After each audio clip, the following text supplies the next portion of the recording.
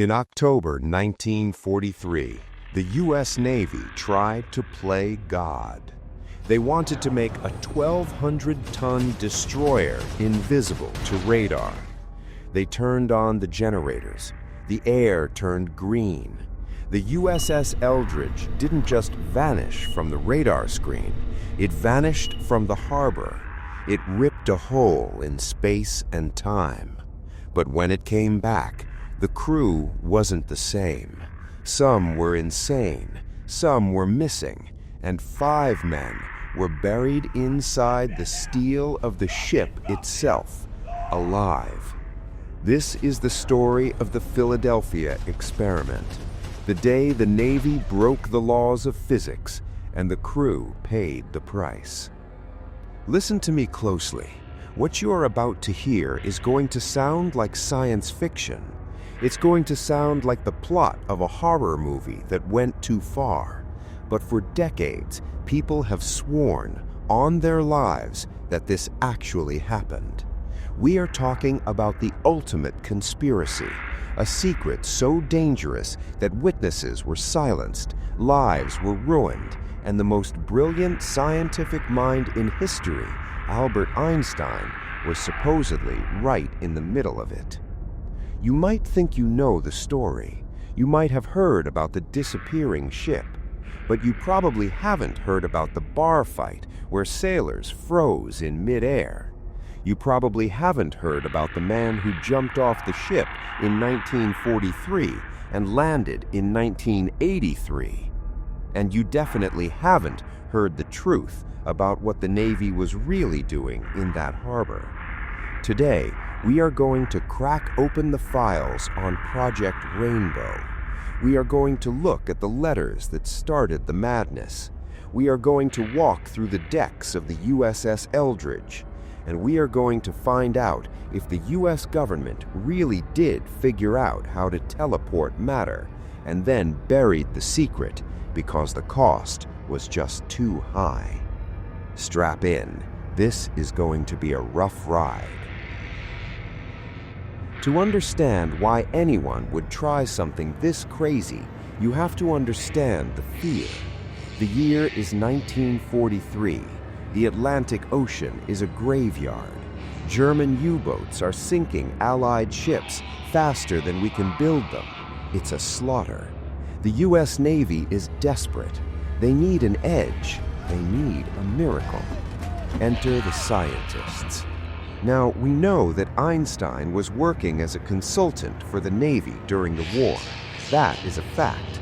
And the rumor is that he wasn't just checking math on explosives. He was working on something called the unified field theory. Let me break this down in simple terms.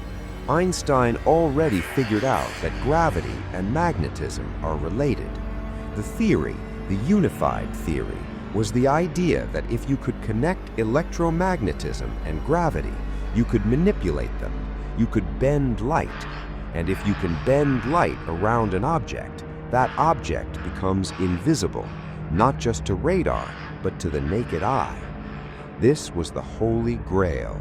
Imagine a battleship that could sail right up to a Nazi coastline, completely unseen, unload its guns, and vanish before the enemy even knew what hit them. It would end the war in a week. So, the Navy allegedly approves a top-secret test, codename Project Rainbow. They pick a ship, the USS Eldridge, a Cannon-class destroyer escort sitting in the Philadelphia Naval Shipyard. They pack it with massive generators, hundreds of vacuum tubes, and miles of cable wrapped around the hull like a giant coil. The goal is to create an electromagnetic field so powerful, so intense, that it would literally bend light around the ship.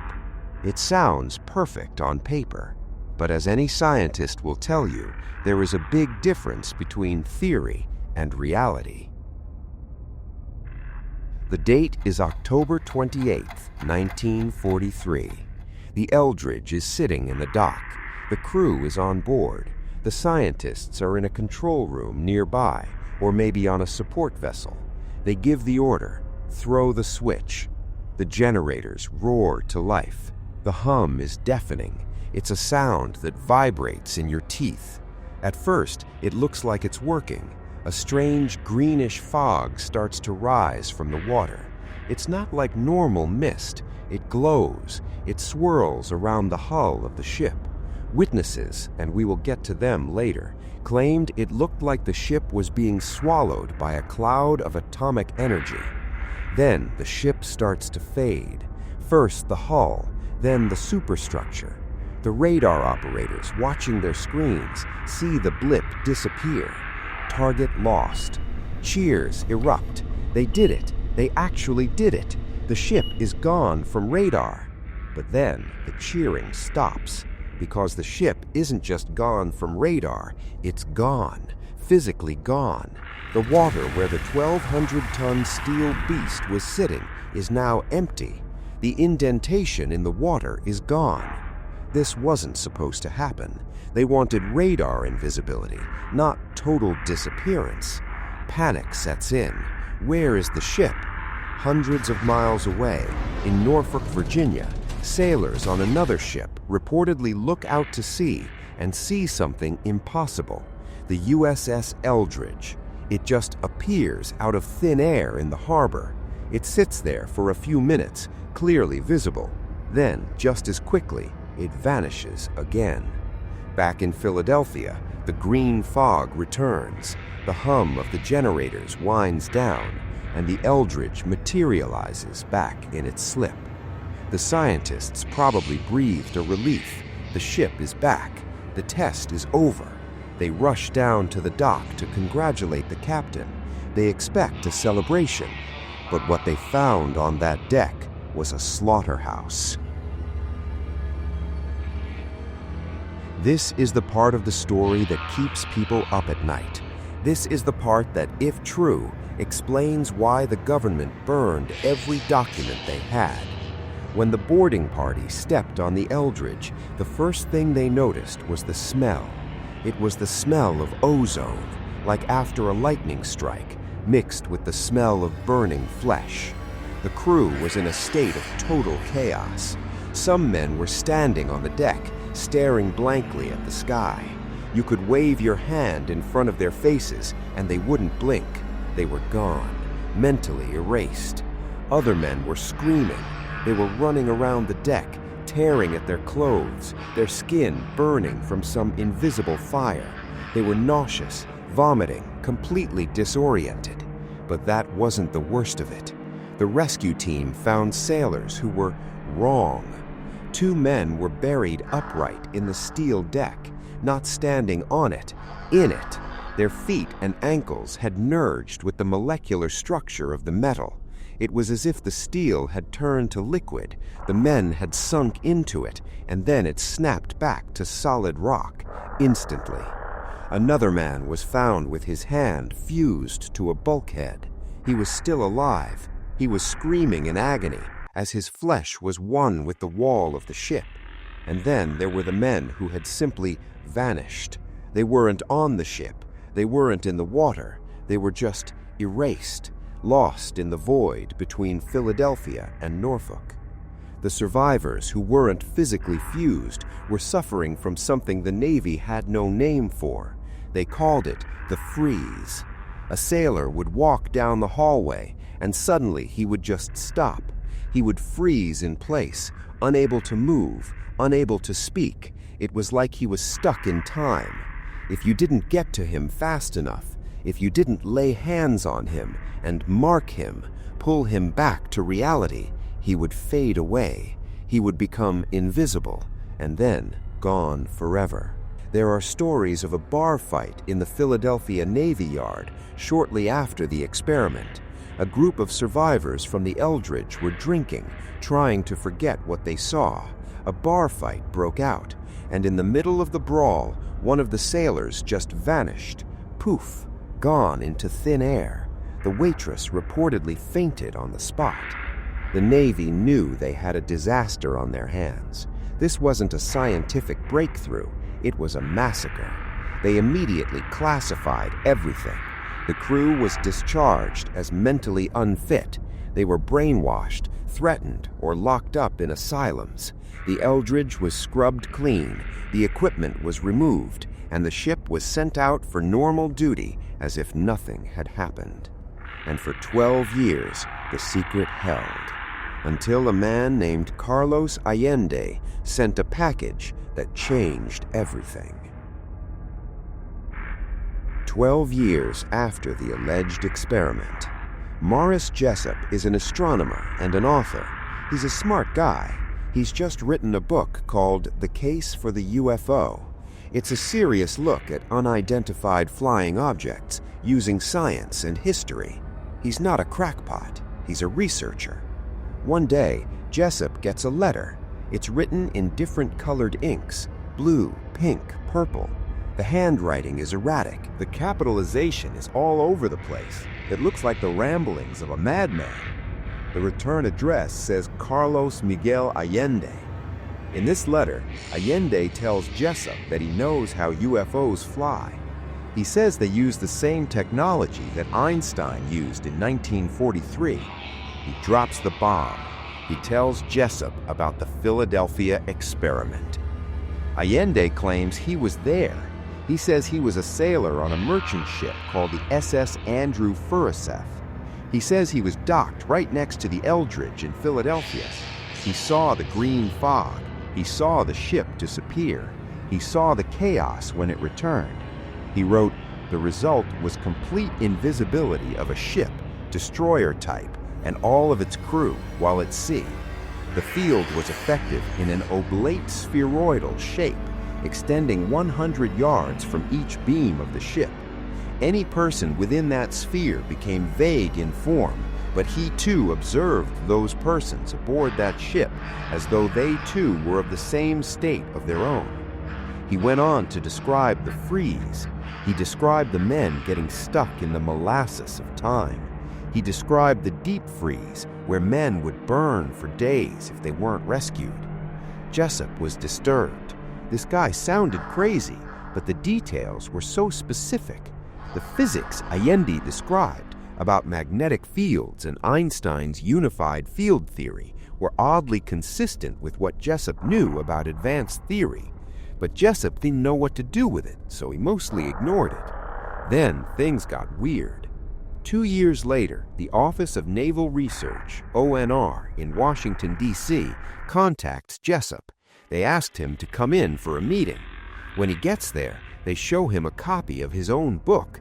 But it's not just any copy. This book had been mailed to the Navy in a manila envelope marked Happy Easter.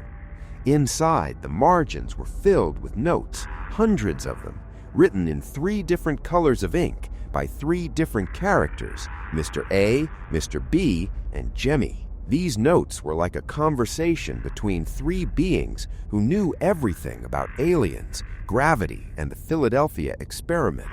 They talked about the LMs, little men. They talked about force fields. They talked about how the Eldridge disaster was a known mistake in the galaxy. The Navy officers were spooked. They asked Jessup, "Do you know who wrote this?" Jessup looked at the handwriting. He recognized it immediately. It was Carlos Allende. All 3 people were just him, using different pens. But here's the million-dollar question. Why was the Office of Naval Research, the top scientific branch of the U.S. Navy, so interested in the scribblings of a madman? If the Philadelphia experiment was a hoax, if it never happened, why did they go to the trouble of reprinting this annotated book? That's right, the Navy actually printed a limited run of this scribbled-in book. It's known as the Varro edition. It has become legendary in the UFO community. Why would the military waste time and money on this, unless there was something in those notes that was actually true, something they were trying to figure out themselves? This story doesn't have a happy ending for Morris Jessup. After the meeting with the Navy, Jessup became obsessed. He started digging. He tried to find out more about the experiment. He tried to find Allende, but his life started to fall apart. His wife left him. His books stopped selling. He told friends that he was being watched. He said he was receiving strange phone calls. He felt like the walls were closing in. He told his publisher that he had found something big, something that would prove the experiment was real. On April 20th, 1959, Morris Jessup was found dead in his car in a park in Florida. A hose was connected from the exhaust pipe to the back window. The engine was running. The official ruling was suicide, but for the people who knew him, it didn't add up. Jessup was a fighter. He was on the verge of a breakthrough, and coincidentally, just when he started getting too close to the truth about the Philadelphia experiment, he winds up dead. That was the fuel the fire needed. The Philadelphia experiment wasn't just a story anymore. It was a cover-up with a body count. For decades, the story was just that, Allende's letters and Jessup's death. But in the 1980s, a movie came out, The Philadelphia Experiment. It was a sci-fi action flick. But for one man, it wasn't a movie, it was a memory trick. This is where the story goes from weird to absolutely insane. A man named Al Bielek came forward. He claimed after seeing the movie, his memories unlocked. He said he wasn't just an observer like Allende, he was on the ship. Bielek claimed his real name was Edward Cameron. He said he and his brother, Duncan, were sailors on the Eldridge. He said they were in the control room when the generators turned on. According to Bielek, when the field hit, the ship started to phase out of reality. The sailors were going crazy. He and his brother ran to the deck and jumped off the side of the ship, hoping to hit the water. But they didn't hit the water. They fell through a tunnel of light. They fell through time. Bielek claims they landed at a military base in the year 2137. He describes a future where the world had been destroyed by climate change and war. He spent weeks there in a hospital, recovering from radiation burns. He claims he saw floating cities. He saw a world population reduced to 300 million.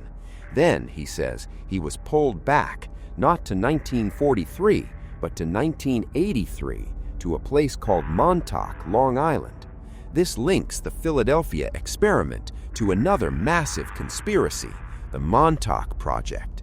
Bielek claims the government had continued the research from 1943.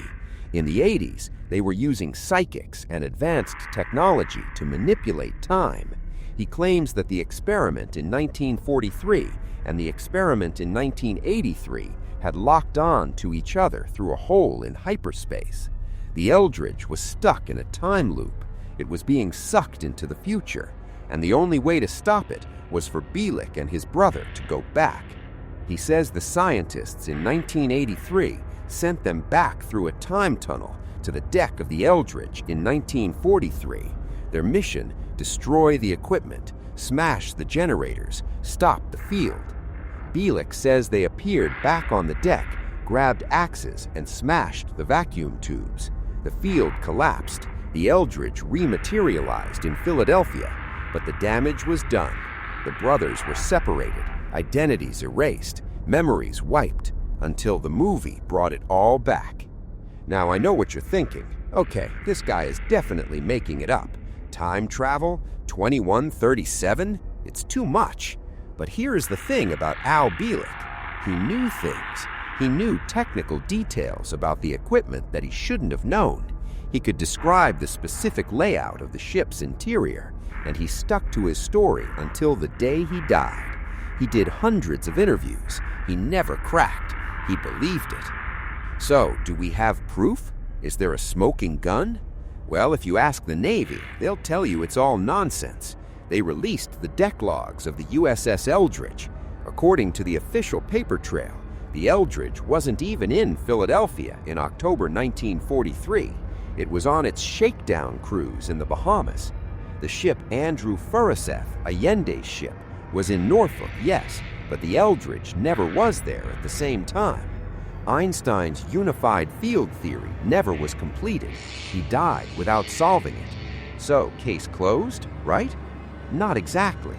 Skeptics point out a few problems with the debunking. First, deck logs can be faked. In wartime, ships were often in places they weren't supposed to be. Secret missions meant falsified records. It was standard procedure. If the Eldridge was doing a top-secret test, the logs would say it was in the Bahamas. That proves nothing. Second, the green fog. While the teleportation might be a stretch, the invisibility part has a grain of truth. The Navy was doing experiments with electricity. It's called degaussing. They would wrap ships in big electrical cables and pump electricity through them to cancel out the ship's magnetic field.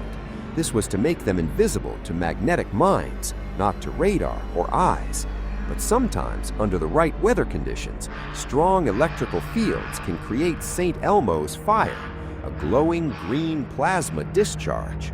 If you were a sailor on a nearby ship and you saw a destroyer wrapped in cables, glowing green and humming, and then suddenly the fog obscured it, you might tell your friends you saw it vanish. And what about the madness, the nausea? Well, high-frequency electromagnetic fields can mess with the human brain. Being exposed to massive magnetic output can cause disorientation, nausea, and hallucinations. It's possible the crew did get sick. It's possible they did go crazy from the exposure. And over time, sick from the magnets, turned into fused to the hull. So what really happened on that day in 1943? Option A, a mentally unstable sailor named Carlos Allende saw a degaussing test, hallucinated a green fog, and spun a tall tale that drove a scientist to suicide and created a modern myth. Or option B, the U.S. Navy, with the help of Albert Einstein, actually cracked the code of the universe. They opened a door they couldn't close. They traumatized a crew, killed men in the most horrific way possible, and then spent the next 80 years gaslighting the world to cover it up. Think about the Varus edition. Think about the fact that the Navy investigated this for years. Think about the consistency of the green fog reports from different sources. We know the government experimented with mind control, MK Ultra. We know they experimented with radiation on citizens. Is it really so hard to believe they tried to master physics and failed? Maybe the Eldridge didn't go to Norfolk. Maybe it went somewhere else, somewhere nowhere. And maybe, just maybe, the reason we haven't seen teleportation technology since then isn't because it didn't work, but because it worked too well, and the price was the human soul. If you enjoyed this deep dive into the unexplained, you need to hit that subscribe button. We are digging up the files they don't want you to see every single week. Let me know in the comments, do you think Al Bielek really went to 2137, or was it all a hallucination? And if you want to know more about the government's secret projects, check out this video right here. It's about the Montauk Project, the sequel to the Philadelphia experiment. You do not want to miss it. Thanks for watching. Stay curious, and remember, just because you can't see it doesn't mean it isn't there.